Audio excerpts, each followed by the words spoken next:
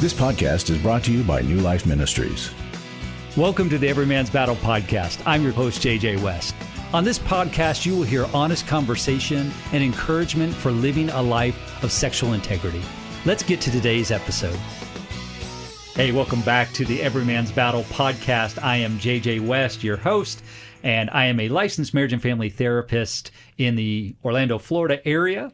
I work with individuals and couples dealing with sexual integrity issues, as well as a host of other things. I also get to serve as the presenter at the Every Man's Battle Intensive, and I'm in studio once again with the great Doug Barnes. I'm humbled. Thanks, JJ. I'm a licensed professional counselor. I'm from Texas, and I've had the privilege and honor of working with the Every Man's Battle Intensive for many, many years. Not as many as some that are here in our studio, but for many years, and it is truly a humbling experience. I get to facilitate small groups at the intensive, and my practice really is men and couples struggling with integrity, with sexual addiction, and those wanting to put their marriages back together. So it is my privilege to be here. Thank you. Excellent. Glad you're here. And we are going to be talking about long-term recovery. And if you're watching online, you will notice that we have a special guest in studio today, the even greater Dr. Sam Fraser. That's cool. Sam has been connected with Every Man's Battle since its beginning, which is over 20 years now. Dinosaur days, yes. Yeah, back in the dinosaur days. But before that, you served as a pastor. 6 years, yes. Yeah, for 6 years. Mm-hmm. You have started and run programs for integrating spirituality with psychology. You have over and over helped others learn how to do this. I think even now you are teaching graduate students about sexual addiction. I'm a guest speaker at Fuller for classes that are doing it. But yeah, I was an associate professor for 3 years at another university, teaching grad students about sex addiction. Absolutely. Yeah. And married for how long? This time around for the rest of my life. For the rest of my life.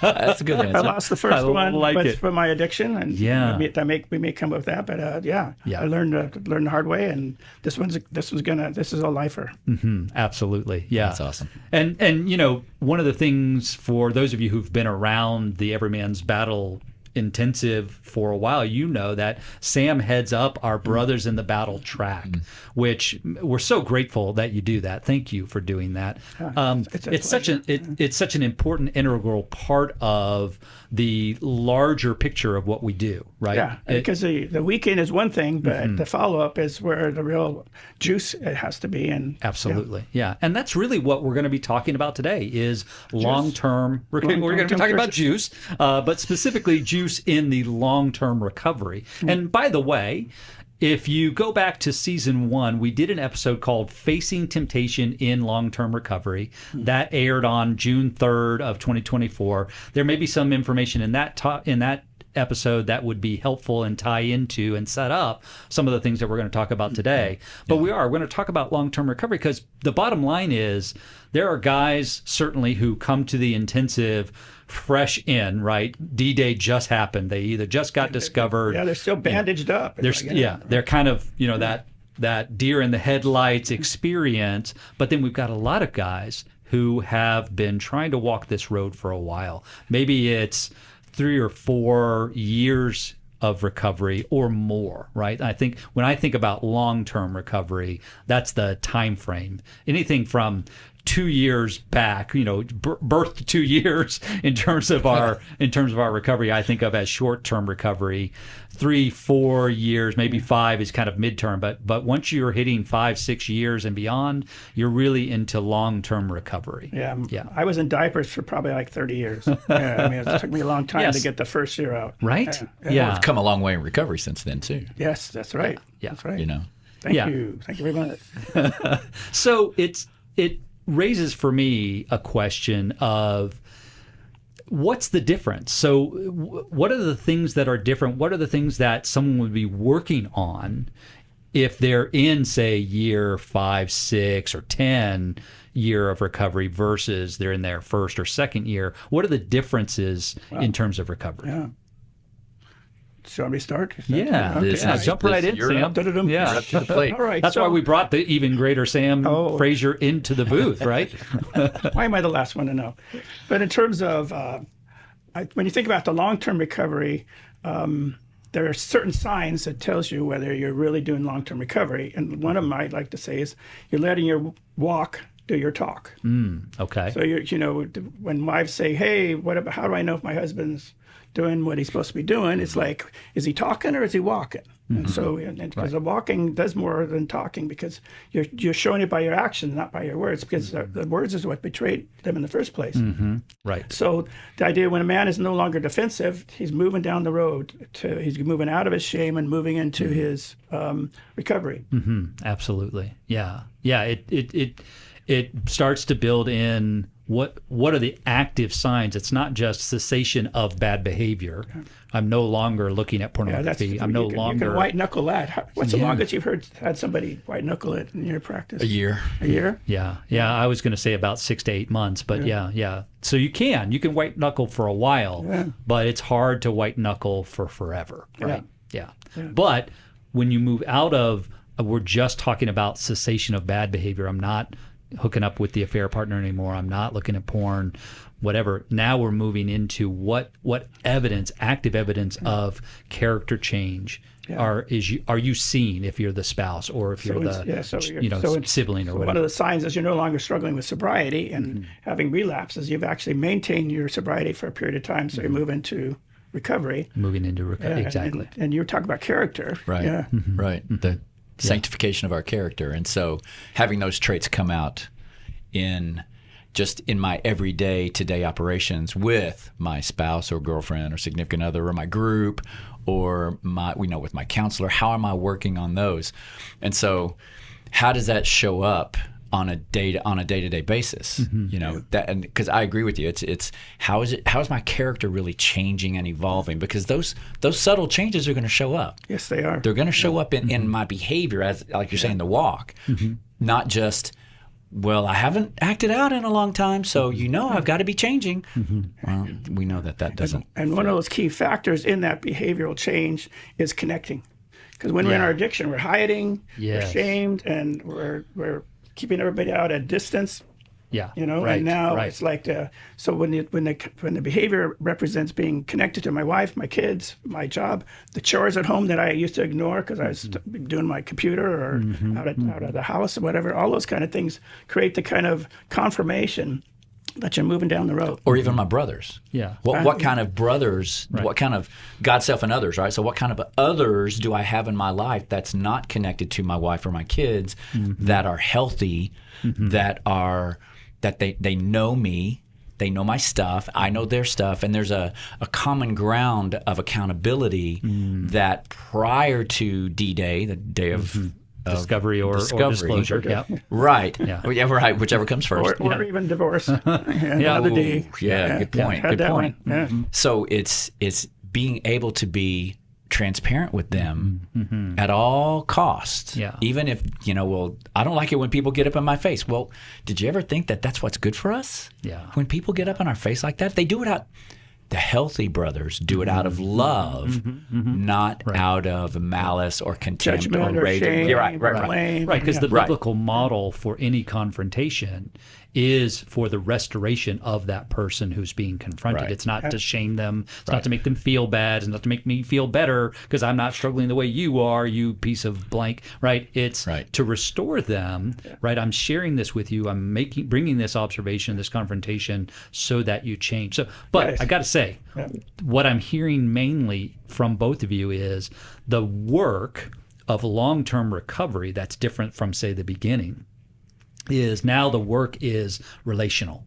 I'm working on relationship. I am 100%. I'm looking at am I growing in vulnerability Am I inviting those kinds of conversations with others? Am I sharing at a level that they know the questions to ask me and the things to confront me with? Am I intentionally inviting those kinds of relationships? Am I doing that kind of work versus just the work of sobriety of, okay, don't look at porn, don't go to the massage parlor, don't go to more the than just strip don't, club. it's do's. Yes. Do this, do Right. this. Yeah. And Yeah. kind of piggyback on what, when you have, what you're saying is speaking the truth in love, because some people speak the truth and they blast you with it. Some people do the love and they just let you slide by and kind of just not get confrontation. But speaking the truth in love is tough work. And when we have brothers in our that love us enough to confront us with tough love, we got some good bros. Yeah, absolutely. Yeah, those are keepers. One of my Those are favorite keepers. phrases is, in terms of speaking the truth in love, love without truth lies, and truth without love kills.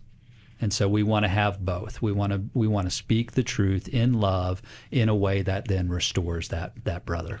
Yeah. Yeah, because we don't go for being liked; we go for being respected. And when we can foster that kind of respect between the people who know me and are willing to love me enough to say, you got bad breath in your recovery, so to speak, whatever that looks like. But in terms of, but on the serious side, we need that. Who's got my back? Right. Y'all have done me an excellent service through this referral network of counselors. For over 35 years, New Life has been the most trusted name in Christian counseling. I found a counselor through New Life Ministries, and it's just been outstanding. If you need a counselor, whether in person or virtual, New Life can help. We have a nationwide network of licensed Christian counselors. Call us today at 1-800-NEW-LIFE. That's 1-800-639-5433. To get someone that's competent, that's good at what they do, it's been like day and night compared to what I've had before. 1-800-NEW-LIFE. Okay, so if working on relationship is one of the main components of long-term recovery, that's different than, say, guy who's in year one. Are there any other main components, main things that someone who's in long-term recovery is working on that's different from someone who's just starting out? Yeah, one of the other things I think about it, and kind of piggyback on where we're going forward, is like the process of failing forward. I used to fall backward and just and stew in my juices, but process of failing forward, because a big part of recovery and sobriety and character building is dealing with our failures, confronting them, accepting them, working through them, right? Figuring out what the components are, so that whatever I'm failing at, I'm moving forward, and I'm confronting it. I got my brothers around me. I'm not doing it alone. I do my acting out alone. I do my recovery with my brothers. I got it, and that's one way that I think God has used to bring men together, because we go to Bible study, we go to church and do the sermon. We and steak even serve in dinners. the parking lot. Yeah. Like, hey man, I'm hurting this weekend. I relapsed this weekend, or it seems like you're a little distant and you're a little irritable. So there's really no shortcuts about it either. I mean, it's like you got to keep going forward, and how you deal with failure. Because what happens when I failed a lot of times is I just keep it a secret. How you doing? Yes. Praise the Lord. Okay. Doing Right. good. Fine. Yeah. I'm doing good. Or I might hint, well, it's been kind of a rough couple of weeks, but I don't ever share what that praise rough. the Lord. Yeah. We speak Christianese. We cover it up and say, we're getting real. Right. Yeah. Absolutely. Well, and to go back to an earlier point that you were making, if I have repeatedly been defensive when my spouse or someone else confronts me, part of my hard work is looking at why that is. Why do I have this regular defensive posture when I'm being confronted? Or why do I tend to isolate when I've had a long day at work, right? So part of that ongoing recovery is I'm doing the hard work, whether that's reading good books, whether that is doing my own individual therapy, whether that is listening to podcasts, listening to a podcast. Yeah. Right. But am I doing the ongoing work of looking at what drives those failings in me, so that I do fail forward, as opposed to, I'm just a worm and I'm going to go hide. Right. Yeah. And I think that's partly what slows down recovery is that once we get past D-Day, once we get into a groove, once we get into our group with our guys, and so I was talking about this with a client this morning about about taking my foot off the gas. I no longer have a sense of urgency that this is something that's ongoing in my life. Yeah, the crisis is over, so we can. Right. Everybody, the heat at the house has kind of calmed down, and the rivers are calming over again. And that scares a lot of spouses, especially long term, because now she's coming back saying, well, you know, I'm starting to see this old guy again. And he's going, what? No. And he comes back with data. Yes. I'm doing my group. I'm going to my Bible studies. And we did have a date night on the night I'm supposed to go to my group. So, Right. Yeah. I didn't go to group that night. You were more important. Right. Yeah, And so keeping that in mind going forward about just the consistency. You know, intentionality starts something, but consistency keeps it going.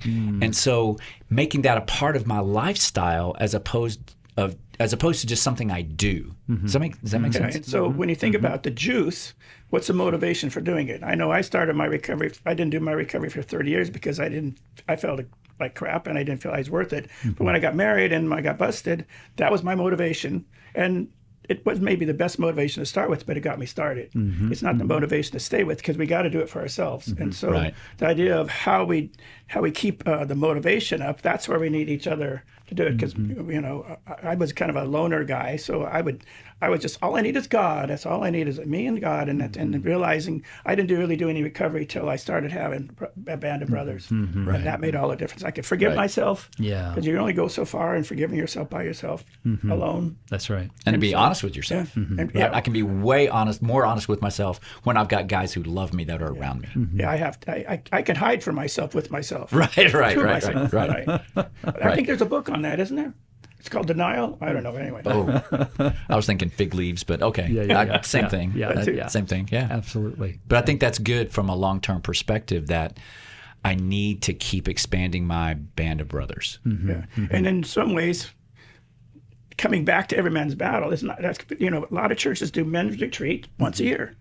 Coming back and doing every man's battle, it's always different. The time you're in a different place and you're hearing it differently because you're in a different place of recovery, and it comes across differently. And JJ keeps changing the material. He keeps upgrading it. I try to. Right. But even if it was the same material, I mean, we've had this experience because we've been doing the workshop for a while, right?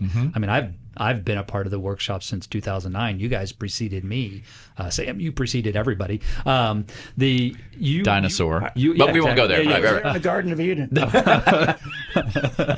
I was going to say honored, you know, but anyway. But we've been coming to it, month after month for years, and we hear new things. It's not.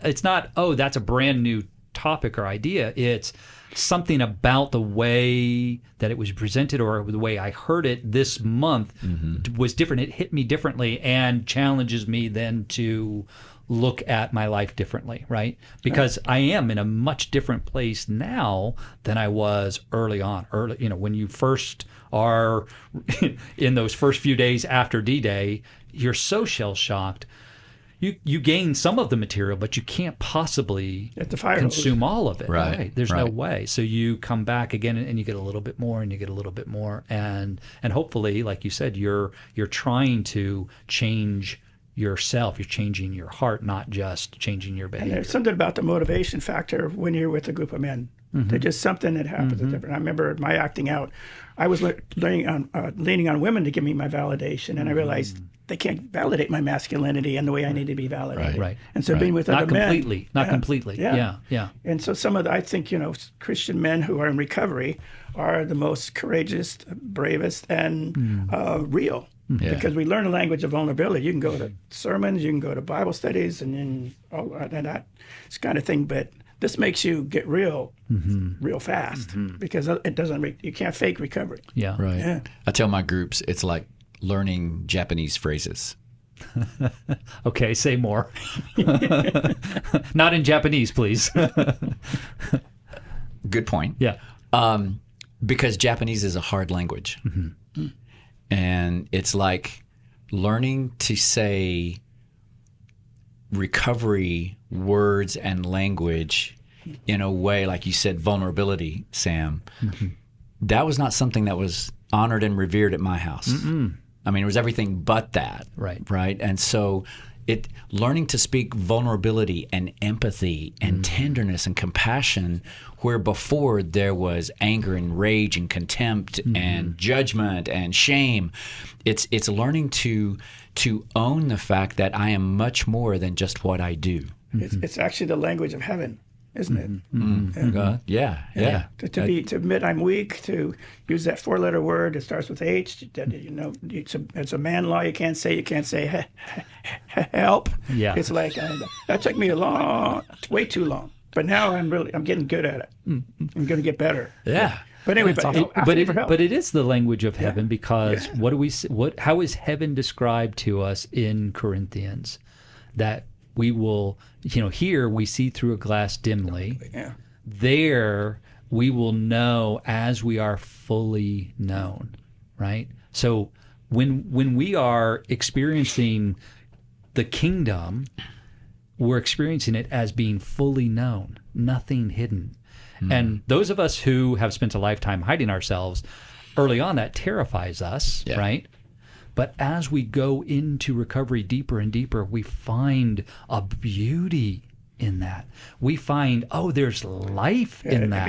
It becomes treasured. Yes. I long, to be known at that level and to be loved, fully known and fully loved. Oh my gosh, yes, I want that. But it's early on, it's terrifying, right? So long-term recovery, if I'm doing the work of long-term recovery, I get to a point where I am longing for that. I am seeking that out. Taste and see. Right. Yeah. Yeah, and it reminded me of the whole thing about the cross. When I felt the cross and felt like I was unconditionally loved, unconditionally, that made all the difference. To feel the cross, the recovery gets you to experience the cross in a way you never do it if you're not doing recovery. And it's like I was a Christian for 20 years. I was a pastor for some of those years. And the idea was I was living a double life, and I knew it was true, but I didn't experience it. And recovery, it's not a head issue, it's a heart issue. You got to do recovery from the heart. Right. Because that's where the feelings are, and the shamed feelings that we can't say out loud, and, and learning the language. And that's part of going from early recovery to mid-recovery to late recovery, is that evolution of I'm in my left brain, I'm in my logical part of me, until it starts. I start to experience it differently, and then I start integrating those two things together, and that's when my lifestyle changes. Part of my part of sometimes when I introduce myself is I have 2 graduate degrees from seminary. Yeah, that's right. Whoop, whoop. And I have 2 graduate degrees, a MA and a PhD from psychology. Whoop, whoop. Yeah. Okay. So I got all the information. Pretty sweet. Yeah, and it makes my left part of my head go like this. It's so heavy. But you know what? But on a serious note, seriously, all of that must have cured you when you had all that. I was just going to say, seriously, it didn't help me with my hole in my heart. That's a whole different deal. Yeah, that's relational. Okay, see, now we're speaking Japanese again, because that was one of the hardest things for me, is to realize, you mean I'm really wounded? Because that's that hole, right? I mean, it's the wounds that we carry. Yeah. So that was hard. Yeah. No, then you're a weakling, right? You can't talk that way, right? It takes one to know one, right? Wussy Christianity. It's like, you believe in God and you're strong, it's like, no, we need each other. Right. Jesus modeled that. And, Right. Well, to your point, right? It's with the cross, right? With the gospel message. There's so many times in churches where we are training people to be good Christians. Right? Make sure you do this and don't do this, and do this and don't do this, and if I look how keep it out here. Look how good I am at being a Christian. Yes, but don't learn Japanese. But the gospel comes along, and if I'm honest about my addiction in recovery, the gospel comes along and says, "No, you're terrible at this." And let's be honest, right? You cannot save yourself. Yeah, that's it. As you've said in the book you recommend sometimes, the last addiction is doing it in our own effort. That's right. Yeah. It does. And in that book, right, it talks about the gift of getting caught, and we don't think it could possibly be a gift, right? When we're in our addiction, that would be the worst thing possible. Would be for me to get caught. but it brings me to freedom. It's like, it's also the best thing. It's kind of like I know about you when you got busted. It's like I was relieved because I couldn't ask for help and I couldn't tell anybody my secret. And so the idea when I got busted, I'm like, you could exhale. Right. Yeah. You could start to maybe start talking about Christian Japanese. Right. Start to breathe again. Because the one sheep who's way over there can't find his way home, right? And when we get caught, it's God coming in. It's His mercy, and picking us up and saying, "I'm going to bring you home." Yeah. Right. I'm talking about rescue. That's what we. The day we get rescued. Exactly. Right. He comes. That's a good way to put it. Yeah. I like it. So here's what I'm going to suggest. This has been a great conversation so far. We've got maybe halfway through our material. Are you sure? So Dr. Sam Fraser, if you'd be willing to bring your expertise to our a second episode, we would love to continue the conversation if you'd be willing to do that, because I think that for the audience, there's so much more that we need to cover, and I don't want to leave anything out. So that sounds like a great idea. I can see why you're the director of the program. All right. So thank you for listening today. Hey, I want to encourage you guys, if you are one of the guys who's in long-term recovery, you've been doing this for 5, 6, 10 years, and you've never gone back to the Every Man's Battle Intensive in the Brothers in the Battle track, would you consider doing that? It's a great reminder. It's a great refresher. You get to see and hear things in a way that you hadn't before. So if you've not done that, or if you've only done it once or twice, I want to invite you to come back, and you can look up the dates on the Every Man's Battle website. If you go to newlife.com/EMB, it'll give you all the dates and locations. Give us a call at 1-800-NEW-LIFE to find out more. Thanks again for listening. Next week, we're going to continue our conversation on long-term recovery with Dr. Sam. So stay tuned. We're glad you're listening. Thanks for listening. This podcast is just one of the many ways we can encourage and help you. If you're looking for more help, visit us at newlife.com or call 1-800-NEW-LIFE. Please remember to review, like, and share the podcast as it helps others find us. If you have a comment about this podcast, we'd love to hear from you. Drop us a line at embpodcast@newlife.com. See you next week.